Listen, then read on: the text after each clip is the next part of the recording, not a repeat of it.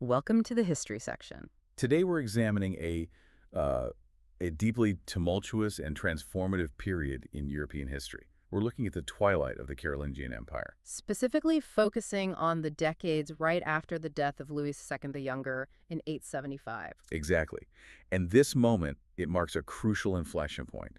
This is where the fragmentation of Charlemagne's legacy really picks up speed. And the imperial and Italian crowns, they become these highly contested prizes, not hereditary certainties anymore. That initial scenario, right after Louis II's death, is just so critical. The fight for the title of Emperor of the Romans, it immediately becomes this brutal personal rivalry. And the title itself, which was once meant to signify this divinely sanctioned protector of Christendom. It just instantly devolves. It becomes a bargaining chip. A negotiable commodity, really. Right. So Louis II, who had been king of Italy and emperor, he dies in August of 875. His death leaves this massive political and military void. And the succession question immediately pits the two major remaining Carolingian figures against each other. Charles the Landless, king of West Francia, and on the other side, his older brother, Louis the German, king of East Francia. And this is, the first time since the division of the empire that the imperial title was really and truly up for grabs like this. It was, and the way Charles the Landless secured it, it just fundamentally altered the relationship between the crown and the papacy. So let's start there. With the circumstances of his coronation, he certainly didn't waste any time. Oh, not at all. The ambition was palpable. He immediately marches on Rome. And he's crowned emperor on Christmas Day, 875. That date is obviously very symbolic. Very. But the speed of it suggests a lot of premeditation. The chroniclers, though, they record some specific details about how this all went down that are, let's just say, historically revealing. This wasn't a coronation based on merit or military strength or even piety. Absolutely not. The research is quite specific here. Yeah. It indicates Charles secured the title through the most direct route possible, a bribe. He offered Pope John VIII a substantial amount of money. And the contemporary accounts, they're not shy about it. They explicitly mention the exchange. They list the dona pecunia multa e pretiosa munera. Yes, gifts, money, many and precious rewards. The very act of documenting this, this financial exchange in the official histories, it just underscores how transparent and, frankly, how commercial the whole transaction was. Which marks a dramatic deterioration of the whole imperial ideal, doesn't it? Completely. The papacy, which was theoretically supposed to bestow this title based on the emperor's role as the protector of the church and Roman order, is now acting like a political broker, just selling the highest honor in Europe to the highest bidder. And you have to understand Pope John VIII's position. It was not an enviable one. No, the political situation in Italy was chaos. Utter chaos. Yeah. You have constant pressure from local magnates, especially the aggressive Duke Gaius Spoleto. Then there's the ongoing need for defense against Islamic forces in the south. So the Pope needed a strong military ally, but Charles the Landless was geographically quite distant. His focus was on his own lands in the west. So by demanding this massive payment, John was essentially monetizing his only real leverage. He was extracting immediate necessary funds for his own defense and administration. He was substituting gold for a very unreliable promise of future protection. And that single transaction documented so cynically, it really severs that theoretical bond between the emperor and a true divine mandate. It absolutely does. It shifts the papacy from being this spiritual authority seeking protection to a full-fledged political actor selling sovereignty. So if the papacy is operating on a purely commercial basis, you can only imagine the reaction of Charles's older brother, Louis the German. Oh, he was furious. Louis was 70 years old by this point, the oldest remaining Frankish king. He operated under the older, more legitimate framework of Carolingian succession. He felt entitled to the imperium, didn't he? After his brothers and nephews had held it, he'd waited his entire life for this. He had. And he operated on these dynastic principles. He saw the title as a sacred inheritance, not some commodity you could just buy. So for Charles, his younger sibling, to just purchase the crown with cash. While Louis felt he had earned it through decades of fighting and administration, it was a profound betrayal. It wasn't just a political slight, it was an insult to the legitimacy of the entire Carolingian project. And his response was immediate. He didn't wait for Charles to come back from Rome. No, not at all. While Charles the Landless was still in Rome for the coronation festivities, celebrating his new bought title, Louis the German launched a devastating attack. He stormed into Charles's western Frankish lands. He did. The accounts detail widespread destruction, burning. It was a violent act of immediate public revenge. He wanted to undermine Charles's authority at home while he was basking in Roman glory. A desperate, enraged reaction from a man who saw the historical ideal of his family line being corrupted by gold. It's a very dramatic chapter, but one that ends, well, abruptly. Louis the German died shortly after this violent outburst. Before he could secure the imperial title, and before he and Charles could even face each other in a decisive battle. A lifetime of frustrated ambition just concludes right there. And then the deaths just start to cascade, don't they? It's like the imperial title became a magnet for political misfortune. It really was.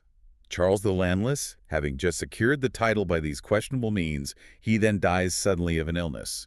The sources suggest a fever. And this is shortly after returning from his Roman triumph in 877. So his reign as emperor was brief and really ineffective. Very. And his heir, Louis the Stammerer, had an even shorter reign.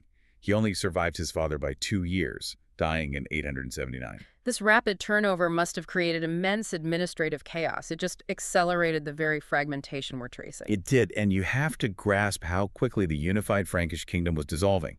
The sheer number of living heirs and co-rulers just complicated any attempt at stability. So Louis the German's Eastern Frankish lands. Upon his death, they were divided among his 3 sons: Carloman, Louis the Younger, who we call Louis III, and Charles the Fat. But that arrangement didn't last long either. No.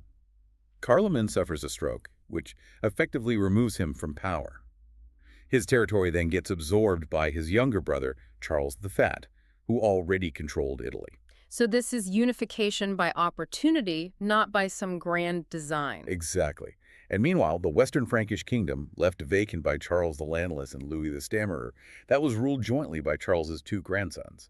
So we're left with this patchwork quilt of short-lived rulers and splintered territories governed by often squabbling cousins. It's a fitting analogy. The political center just could not hold, which brings us back to the papacy in 881. Who are once again facing immediate and severe threats and desperately need a protector. And the political calculations for the next coronation were purely pragmatic. It was all about geography and immediate military capacity, not lineage or divine right. The research tells us that in 881, Pope John VIII crowned Charles the Fat as Emperor of the Romans.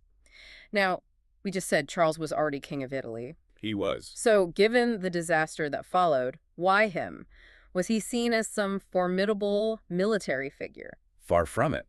Charles the Fat was not known as a great warrior or an exceptional administrator. The crucial factor was, as you said, geography. He already controlled Italy. And crucially, the Alpine passes leading into Italy. The Pope was still facing these immediate threats, specifically from Guy, the Duke of Spoleto, who just kept raiding Roman territory.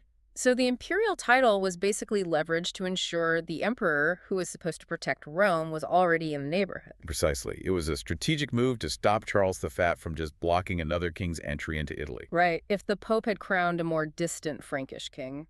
Charles the Fat, sitting right on top of the Alpine routes, could have simply closed the passes. That new emperor would never have been able to reach Rome to offer protection. So by crowning Charles, the papacy secures the power that's already there. It's a move born of practical, immediate necessity, and it confirms the complete decline of the idealized imperial office. The title wasn't a reward for piety anymore. It was a desperate defensive contract. Which brings us to Charles the Fat himself. His story is just such a profound irony of history. It really is. Initially a younger brother with minimal prospects, he becomes, through sheer chance, the most powerful monarch in the West. Only to preside over its spectacular collapse. His ascent was truly a unification by accident. The period between 882 and 884 sees this astonishing sequence of deaths that just continually benefit Charles. In 882, 2 Frankish kings die naturally. Then in 884, the third remaining king is killed while out hunting. And with each death, Charles the Fat, just by being the sole remaining legitimate Carolingian heir in those territories, inherits the realm. The result is this momentary, accidental reunion of Charlemagne's old empire and its title under a single king. It's a massive territory. Achieved without any exertion on his part. It's hard not to see the contrast with his uncle, Louis the German. Yes, who had spent a lifetime of fighting, negotiating, and, as the research says, sweating blood to achieve unification, only to fail. And Charles the Fat gains the same authority without lifting a finger. The only real exception to this reunification was the territory of Provence, which had successfully declared its independence. But in theory, The Carolingian Empire, stretching from the North Sea to the Mediterranean, was back. But as we see time and again, gaining power and effectively governing it are two very different things. And Charles was described as weak and inept. Crucially, he lacked an heir and any cohesive long-term governing plans. His weakness was immediately apparent in Italy, wasn't it? It was. He'd been crowned emperor specifically to protect the papacy from local threats like Guy of Spoleto. And he immediately failed to uphold his end of the bargain. The failure was immediate and absolute. After his coronation in 881, Charles the Fat never returned to southern Italy. So he offered no assistance whatsoever against Guy of Spoleto's continuous aggressive raids. None. His disinterest in the core duty of the emperor to protect Rome was palpable, which only further eroded the minimal authority the title still possessed. And by 885, his unified but weakly governed empire begins to face this existential external threat. A catastrophic escalation of Viking raids. Now, the story of the Vikings in the 880s, it's often told in broad strokes, but the material indicates a significant tactical shift. This is what transformed them from raiders into a true invading force. That tactical evolution was deadly. Previously, you might manage a Viking threat by buying them off with silver or hostages, a method Charles himself often used. But around 885, a new, more severe wave arrived. A lot of the warriors from the Great Army hadn't settled in England. Many returned to the mainland, and they adopted a devastating new military strategy. The innovation was simple but revolutionary for the Frankish landscape. They started landing horses on the coasts. And that fundamentally changed the speed and reach of their operations. Before, they were tied to their longboats, operating along coasts and rivers. But with horses, they became mobile cavalry. Exactly. They could thunder across the countryside, extending their raiding range far inland, across a much wider swath of the fragmented Carolingian kingdoms. It negated the Franks' traditional defensive strategy of fortifying river towns. It did. It allowed the Northmen to hit inland monasteries and settlements that had always been considered safe before. And the sources from the period, they just capture the sheer horror of this. The destruction wasn't localized, it was systemic. There's a Frankish monk who detailed the severity of the raids in vivid, brutal terms. He wrote that the Northmen do not cease capturing and killing the Christian people. And the accounts detail this comprehensive destruction. They're destroying churches, demolishing fortifications, burning towns. It was total warfare, aimed at extracting wealth and crippling the social structure. And the centralized authority was just nowhere to be found. Local populations were left utterly defenseless. The monk paints a terrible picture of the scale of casualties. He laments that, and I'm quoting from the records here, everywhere there are only corpses of priests, laymen, whether noble or not, women, young people, suckling babes. There is no road, there is no place where the ground is not strewn with corpses. That level of indiscriminate slaughter really highlights the total collapse of centralized military protection under Charles the Fat. If a king's primary function is defense, he was failing on a spectacular human level. And this failure became the definitive marker of his unsuitability for the imperial role. He eventually assembled an army to confront the raiders. But his forces marched against the Vikings at the city of Louvain, and they were soundly defeated. This military failure only emboldened the invaders. It signaled that the unified empire was, militarily, a paper tiger. Which leads directly to the most famous event of his reign, the Great Siege of Paris in 885. The Vikings captured Rouen, and then they organized this massive invasion up the Seine. 700 ships laid siege to the city walls. This was a monumental effort. And a profound challenge to Carolingian authority. The siege of Paris lasted for months. It was a real testament to the resilience of the local Frankish counts, particularly Count Odo Paris, who led the defense. And Charles the Fat, the emperor of the reunited West, was far away. Very far away. The army he eventually sent to lift the siege failed miserably. When Charles himself finally arrived in the vicinity, he chose not to engage in open warfare. His solution was financial desperation and politically a catastrophic surrender. He offered the Vikings 700 pounds of silver, a colossal sum that required significant taxation and, perhaps even worse, guaranteed them winter quarters in Burgundy in exchange for their retreat. That bargain was just disastrous on multiple levels. It was. The Vikings took the deal and lifted the siege, but Charles had completely exhausted the goodwill of his people. The public outrage, especially in Paris, which had held out for so long, was immediate and severe. Well, the logic is simple. If you're going to use tax money to pay them off, why not do it months ago and spare everyone the hardship of the siege? Exactly. He'd proven himself either militarily inept or criminally indifferent. And the political damage was compounded by the Burgundians, wasn't it? They were furious that Charles had just so cavalierly offered their homeland as winter quarters for the enemy. That regional annoyance quickly escalated into a widespread revolt. It all came down to a failure of the fundamental duty of a monarch: protection. Which led to his final undoing. In 887, his nephew, Arnulf of Carinthia, raised an army and marched to remove his uncle by force. The speed and decisiveness of that revolt just shows you the complete loss of Charles's legitimacy. He was declared a rex inutilis. A useless king. He agreed to surrender his titles as king and emperor. Was his abdication linked to his deteriorating health? The sources mention a serious skull condition, even a trepanning attempt. His poor health certainly contributed to his political weakness and probably his willingness to abdicate. The records suggest he was in a lot of physical pain, perhaps from seizures. Which would have undermined his ability to lead an army or govern effectively. Without a doubt. He died just months after his surrender, in January 888, marking the final failure of the unified Carolingian state. And Charles's death in 888 did not bring stability. It plunged the former empire into even deeper fragmentation. That temporary unification achieved by accident just completely dissolved, and the fight for the title of emperor intensified, moving away from centralized Carolingian authority entirely. The chronicler Regino of Prum, he captured the essence of this collapse perfectly. He said the kingdoms, as though bereft of a legitimate heir, chose to create for itself a king from its own innards. And that localization of power selection, it naturally sparked tremendous warring among regional strongmen, particularly in Italy. In this new fragmentation, the Carolingian line was severely weakened. Arnulf of Carinthia became king of eastern Francia.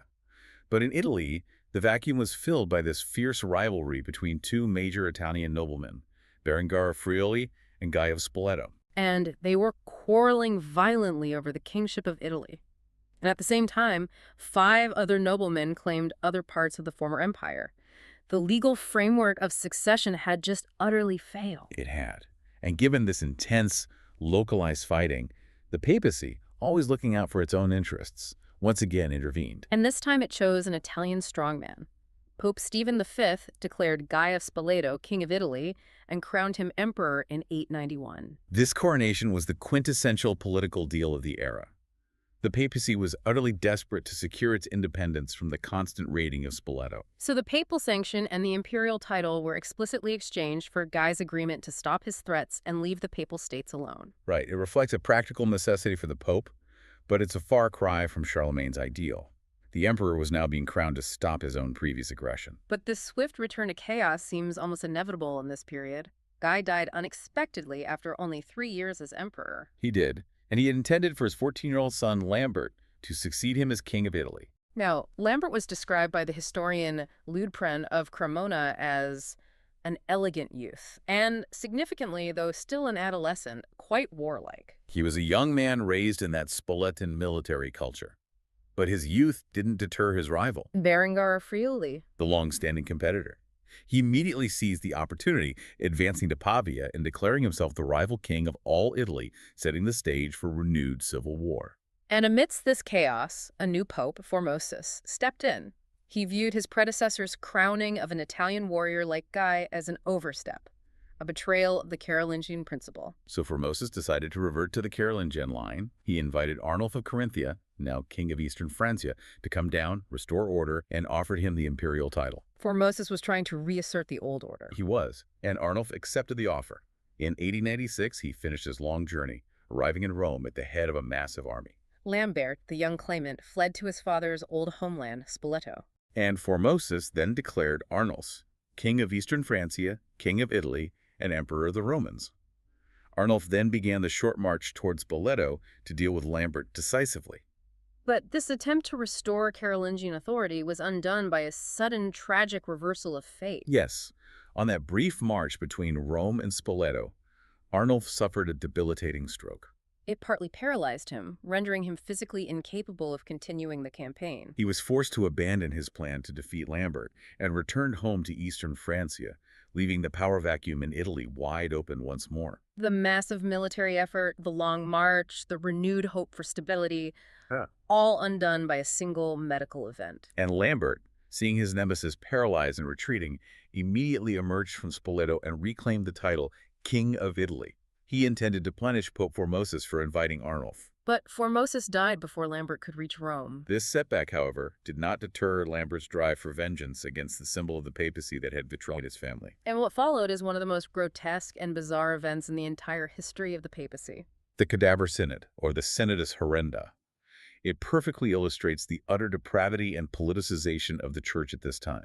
Lambert ordered Formosus' successor, Stephen VI, to open the dead pope's casket. This wasn't just a desecration, it was a bizarre legal trial. The dead pope was dressed in his full pontifical vestments, set behind a table. And Pope Stephen VI then convened a synod of churchmen to condemn and formally defrock the corpse. What was the legal pretense for trying a dead person? The legal pretext was essentially political theater.